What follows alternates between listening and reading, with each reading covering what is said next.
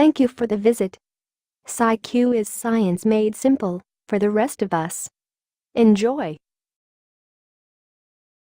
This video is an invitation for you as an individual to explore the possibilities of technological advancement and transhumanism. Transhumanism is a subjective definition of one aspect of humanism. Even transhumanists can't bring consensus to the definition unanimously. Transhumanism does open up a universe of possibilities though, and it is well worth your time to investigate it and gain an unbiased understanding of it. As we go along, just keep in mind that augmenting our condition to make life easier and better has always been the plight of humankind. I believe the transhumanistic argument is that this movement is no different. They are following in the footsteps of the history of mankind, which has been a march forward to a brighter tomorrow for everyone. Influenced by works of science fiction, the transhumanist vision of a transformed future humanity has attracted many supporters and detractors from a wide range of perspectives. Transhumanism has been characterized by one critic, Francis Fukuyama, as among the world's most dangerous ideas, to which Ronald Bailey has countered that it is rather the movement that epitomizes the most daring, courageous, imaginative and idealistic aspirations of humanity. Fundamental ideas of transhumanism were first advanced in 1923 by the British geneticist J. Haldane in his essay Daedalus, Science in the Future, which predicted that great benefits would come from applications of advanced sciences to human biology, and that every such advance would first appear to someone as blasphemy or perversion, indecent and unnatural. The biologist Julian Huxley is generally regarded as the founder of transhumanism, after using the term for the title of an influential 1957 article. Ideas raised by thinkers of the 1980s era were explored in the science fiction of the 1960s, notably in Arthur C. Clarke's 2001, A Space Odyssey, in which an alien artifact grants transcendent power to its wielder. Let an ultra-intelligent machine be defined as a machine that can far surpass all the intellectual activities of any man, however clever. Since the design of machines is one of these intellectual activities, an ultra-intelligent machine could design even better machines. There would then unquestionably be an intelligence explosion, and the intelligence of man would be left far behind. Thus, the first ultra-intelligent machine is the last invention that man need ever make.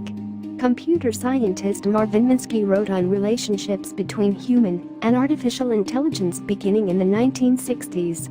Over the succeeding decades, this field continued to generate influential thinkers such as Hans Moravec and Raymond Kurzweil, who oscillated between the technical arena and futuristic speculations in the transhumanist vein. The coalescence of an identifiable transhumanist movement began in the last decades of the 20th century.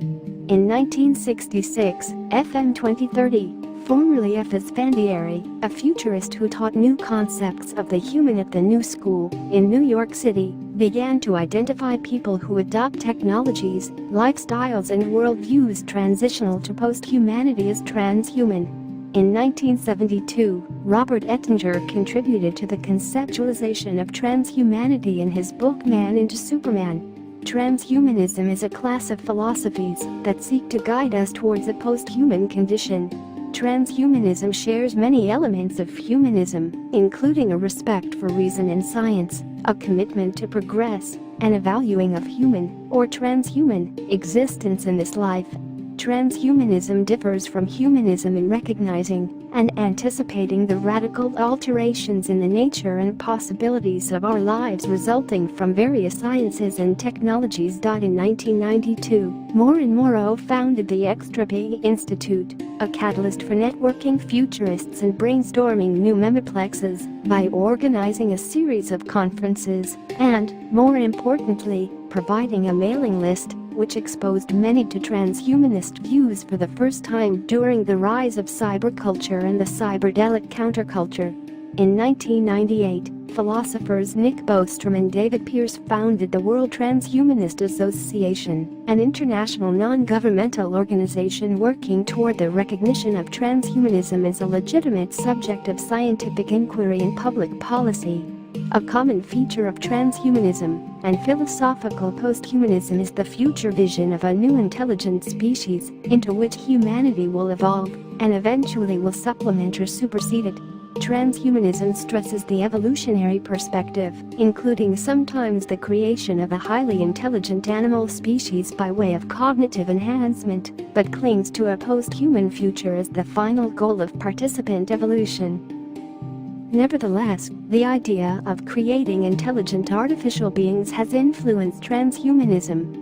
Moravec's ideas and transhumanism have also been characterized as a complacent or apocalyptic variant of posthumanism and contrasted with cultural posthumanism in humanities and the arts.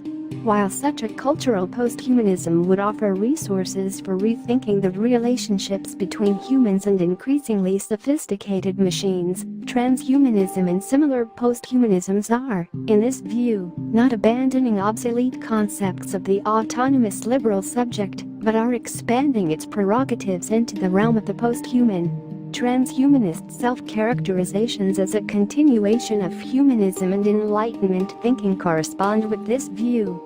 Some theorists such as Ray Kurzweil think that the pace of technological innovation is accelerating and that the next 50 years may yield not only radical technological advances, but possibly a technological singularity, which may fundamentally change the nature of human beings.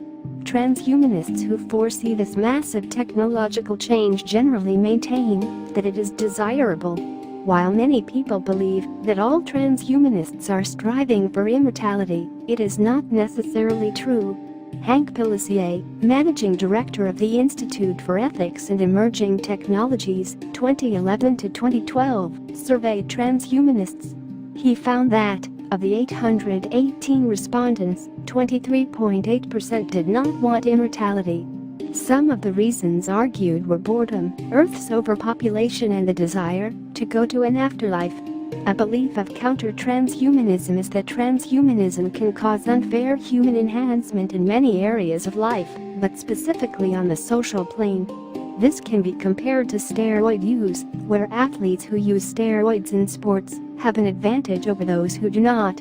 The same scenario happens when people have certain neural implants that give them an advantage in the workplace and in educational aspects. Although many transhumanists are atheists, agnostics, and/or secular humanists, some have religious or spiritual views. Despite the prevailing secular attitude, some transhumanists pursue hopes traditionally espoused by religions, such as immortality, while several controversial new religious movements from the late 20th century have explicitly embraced transhumanist goals of transforming the human condition by applying technology to the alteration of the mind and body, such as realism. However, most thinkers associated with the transhumanist movement focus on the practical goals of using technology to help achieve longer and healthier lives, while speculating that future understanding of neurotheology and the application of neurotechnology will enable humans to gain greater control of altered states of consciousness, which were commonly interpreted as spiritual experiences, and thus achieve more profound self-knowledge. Transhumanist Buddhists have sought to explore areas of agreement between various types of Buddhism and Buddhist-derived meditation and mind-expanding neurotechnologies. However, they have been criticized for appropriating mindfulness as a tool for transcending humanness.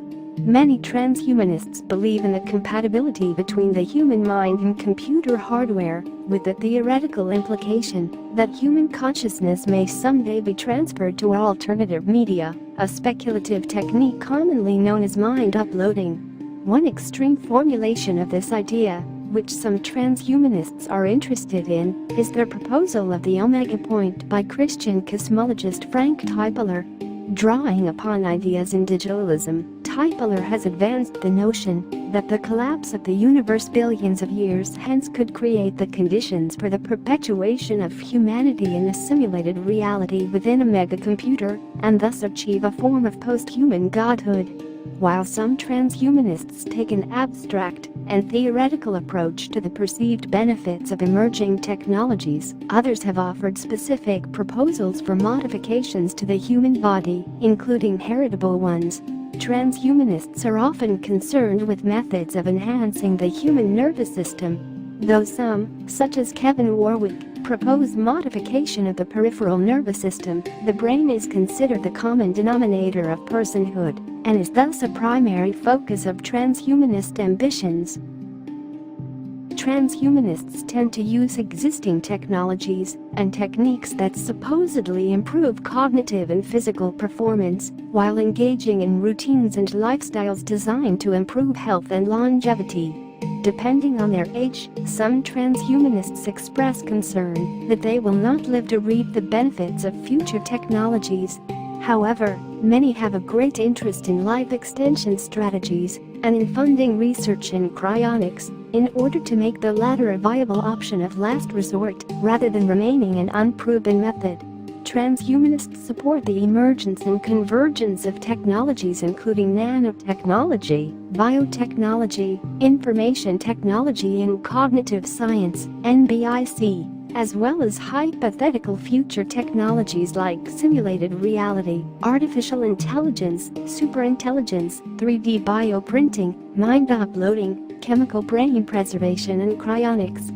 They believe that humans can and should use these technologies to become more than human. Therefore, they support the recognition and/or protection of cognitive liberty, morphological freedom and procreative liberty as civil liberties, so as to guarantee individuals the choice of using human enhancement technologies on themselves and their children. Ray Kurzweil's book The Singularity is Near and Michio Kaku's book Physics of the Future outline various human enhancement technologies and give insight on how these technologies may impact the human race. Neuroscientist Andrew Sandberg has been practicing on the method of scanning ultra-thin sections of the brain.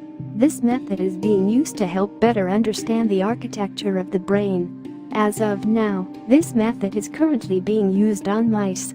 This is the first step towards uploading contents of the human brain, including memories and emotions, onto a computer. Although generally sympathetic to transhumanism, public health professor Gregory Stock is skeptical of the technical feasibility and mass appeal of the cyborgization of humanity predicted by Ray Kurzweil, Hans Moravec and Kevin Warwick. He said that, throughout the 21st century, many humans would find themselves deeply integrated into systems of machines, but would remain biological. Primary changes to their own form and character would arise not from cyberware, but from the direct manipulation of their genetics, metabolism, and biochemistry. Some democratic transhumanists believe that the majority of current or future social and environmental issues, such as unemployment and resource depletion, need to be addressed by a combination of political and technological solutions, like a guaranteed minimum income and alternative technology. Bioethicist James Hughes, in his 2004 book Citizen Cyborg, argues that progressives, or, more precisely, techno-progressives must articulate and implement public policies, i.e., a universal healthcare voucher system that covers human enhancement technologies in order to attenuate this problem as much as possible, rather than trying to ban human enhancement technologies. In the US, the Amish are a religious group probably most known for their avoidance of certain modern technologies. Transhumanists draw a parallel by arguing that in the near future there will probably be humanish people who choose to stay human by not adopting human enhancement technologies. They believe their choice must be respected and protected. Transhumanism can be viewed as an extension of humanism, from which it is partially derived. Humanists believe that humans matter, that individuals matter.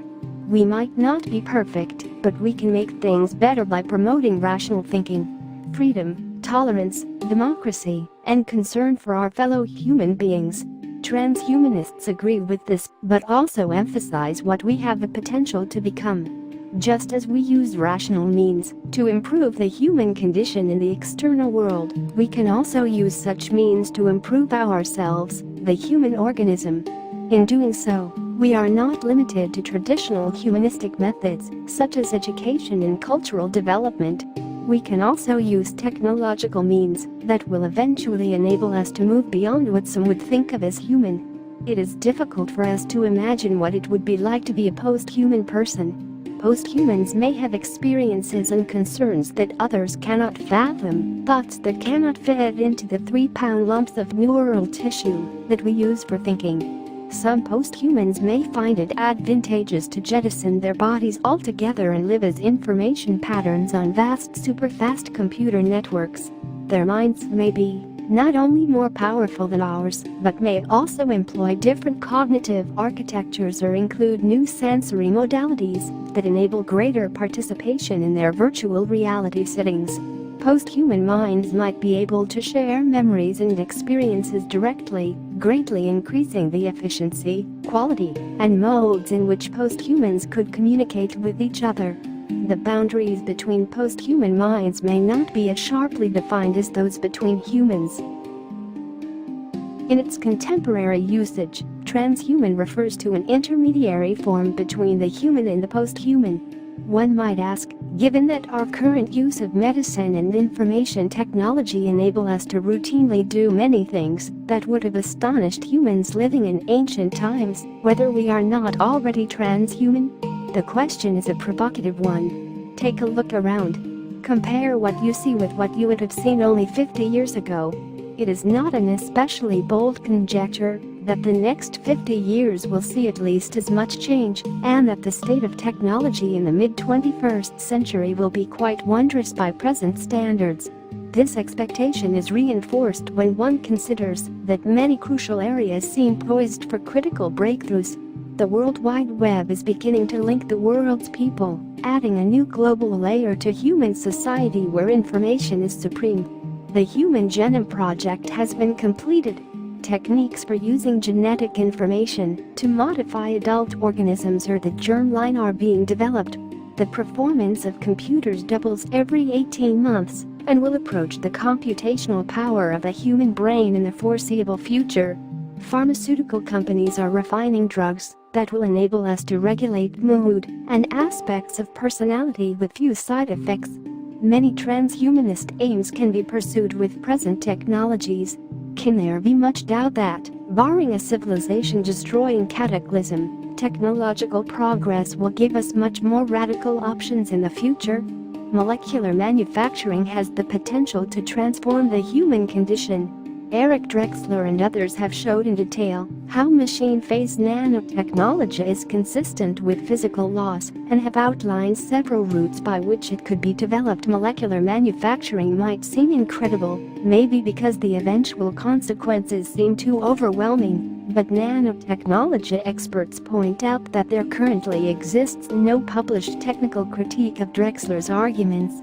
Investment in the development of nanotechnology, already billions of dollars annually, is growing every year, and many aspects of nanotechnology have already become mainstream. There are many independent methods and technologies that can enable humans to become post-human. There is uncertainty about which technologies will be perfected first, and we have a choice about which methods to use. But provided civilization continues to prosper, it seems almost inevitable that humans will sooner or later have the option of becoming post-human persons. And, unless forcibly prevented, many will choose to explore that option. The vast majority of transhumanists think that superintelligence and nanotechnology will both be developed in less than 100 years, and many predict that it will happen well within the first third of this century. Once there is both nanotechnology and superintelligence, a very wide range of special applications will follow swiftly. Another way of forming a view of where we are headed is by looking at trends. At least since the late 19th century, science and technology, as measured by a wide range of indicators, have doubled about every 15 years. At present it is doubling every 18 months. Extrapolating this exponential rate of progress, one is led to expect to see dramatic changes in the relatively near future. It would require an abrupt reversal of current trends, an unexpected deceleration, in order for the changes that many transhumanists foresee not to happen within the 21st century. Success in the transhumanist endeavor is not an all-or-nothing matter. Instead, there are many incremental processes at play, which may work better or worse faster or more slowly. Even if we can't cure all diseases, we will cure many. Even if we don't get immortality, we can have healthier lives. Even if we can't freeze whole bodies and revive them, we can learn how to store organs for transplantation. Even if we don't solve world hunger, we can feed a lot of people. With many potentially transforming technologies already available and others in the pipeline, it is clear that there will be a large scope for human augmentation. The more powerful transhuman technologies, such as machine-phase nanotechnology and superintelligence, can be reached through several independent paths. Should we find one path to be blocked, we can try another one. The multiplicity of routes adds to the probability that our journey will not come to a premature halt. At present, there is no manner by which any human can become a post-human. This is the primary reason for the strong interest in life extension and cryonics among transhumanists.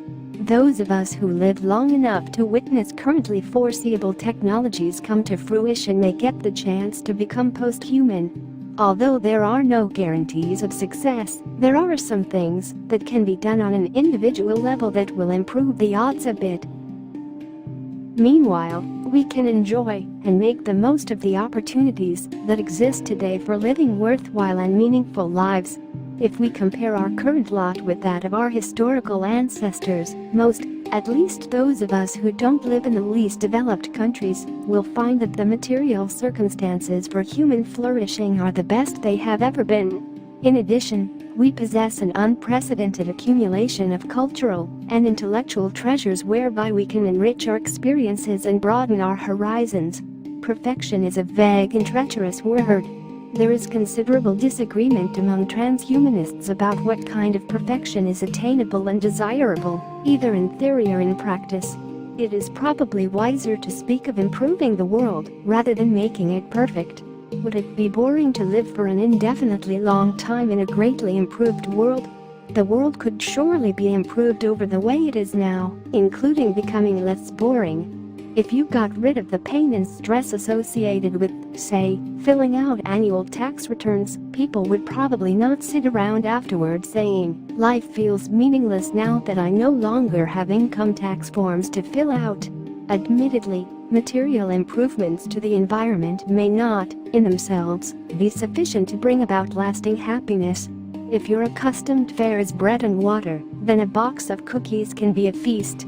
But if every night you eat out at fancy restaurants, such fine fare will soon seem ordinary and normal, and any lesser feast, such as a box of cookies, would be insulting by comparison. Some cognitive scientists speculate that we each have a set point of happiness to which we soon return regardless of changes in the environment. Apes engage in activities that we, as humans, would find repetitive and dull. In the course of becoming smarter, we have become bored by things that would have interested our ancestors. But at the same time we have opened up a vast new space of possibilities for having fun, and the new space is much larger than the previous one. Humans are not simply apes who can obtain more bananas using our intelligence as a tool. Our intelligence enables us to desire new things, such as art, science, and mathematics. If at any point in your indefinitely long life you become bored with the greatly improved world, it may only indicate that the time has come to bump up your intelligence another increment. If the human brain has a set point of happiness to which it returns, maybe this is a design flaw and should be fixed, one of those things that we will end up defining as human, but not humane. It would probably be unwise to eliminate boredom entirely, since boredom can serve to prevent us from wasting too much time on monotonous and meaningless activities. But if we are doing new things, learning, growing more intelligent, and we still aren't happy, for no better reason than that our cognitive architecture is badly designed, then perhaps it is time to redesign it. Fundamentally, there is no reason why pleasure, excitement, profound well-being, and simple joy at being alive could not become the natural, default state of mind for all who desire it.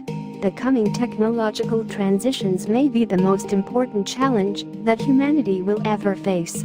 The entire future of intelligent life on Earth may depend on how we handle it. If we do the right things, a wonderful post-human future with limitless opportunities for growth and flourishing may lie ahead. If we handle it badly, intelligent life might go extinct. The typical pattern with new technologies is that they become cheaper as time goes by. In the medical field, for example, experimental procedures are usually available only to research subjects and the very rich. As these procedures become routine, costs fall and more people can afford them. Even in the poorest countries, millions of people have benefited from vaccines and penicillin. In the field of consumer electronics, the price of computers and other devices that were cutting edge only a couple of years ago drops precipitously as new models are introduced. It is clear that everybody can benefit greatly from improved technology. Initially, however, the greatest advantages will go to those who have the resources, the skills, and the willingness to learn to use new tools.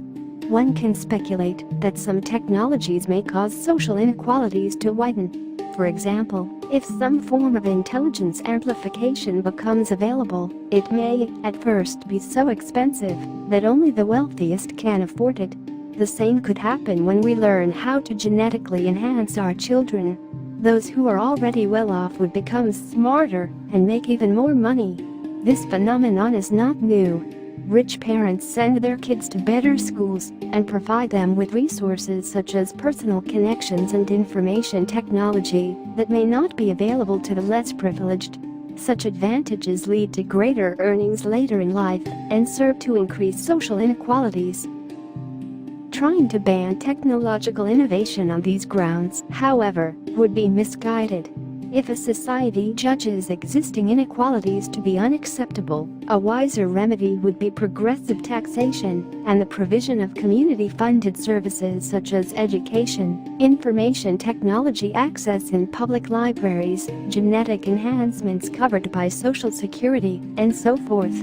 Economic and technological progress is not a zero-sum game.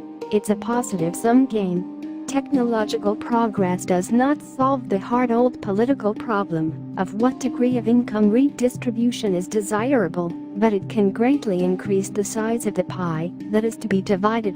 Transhumanists uphold the principles of bodily autonomy and procreative liberty. Parents must be allowed to choose for themselves whether to reproduce, how to reproduce, and what technological methods they use in their reproduction. The use of genetic medicine or embryonic screening to increase the probability of a healthy, happy, and multi-talented child is a responsible and justifiable application of parental reproductive freedom. Beyond this, one can argue that parents have a moral responsibility to make use of these methods, assuming they are safe and effective. Just as it would be wrong for parents to fail in their duty to procure the best available medical care for their sick child, it would be wrong not to take reasonable precautions to ensure that a child-to-be will be as healthy as possible. This, however, is a moral judgment that is best left to individual conscience rather than imposed by law. Only in extreme and unusual cases might state infringement of procreative liberty be justified. If, for example, a would-be parent wished to undertake a genetic modification that would be clearly harmful to the child or would drastically curtail its options in life, then this prospective parent should be prevented by law from doing so. This case is analogous to the state taking custody of a child in situations of gross parental neglect or child abuse. When discussing the morality of genetic enhancements, it is useful to be aware of the distinction between enhancements that are intrinsically beneficial to the child or society on the one hand, and, on the other, enhancements that provide a merely positional advantage to the child. For example, health, cognitive abilities, and emotional well-being are valued by most people for their own sake. It is simply nice to be healthy, happy, and to be able to think well, quite independently of any other advantages that come from possessing these attributes. By contrast, traits such as attractiveness, athletic prowess, height, and assertiveness seem to confer benefits that are mostly positional, i.e. they benefit a person by making him or her more competitive, e.g. in sports, or as a potential mate, at the expense of those with whom she will compete, who suffer a corresponding disadvantage from her enhancement. Enhancements that have only positional advantages ought to be de-emphasized, while enhancements that create net benefits ought to be encouraged. In the description below, you can find many sources from which this video was compiled. You are encouraged to use them freely and to form your own concepts of what the near future of technological advancement can mean to you as an individual. If you enjoyed the video, please like, subscribe, share and leave your comments below. Thanks for watching. Stay tuned for more releases from PsyQ.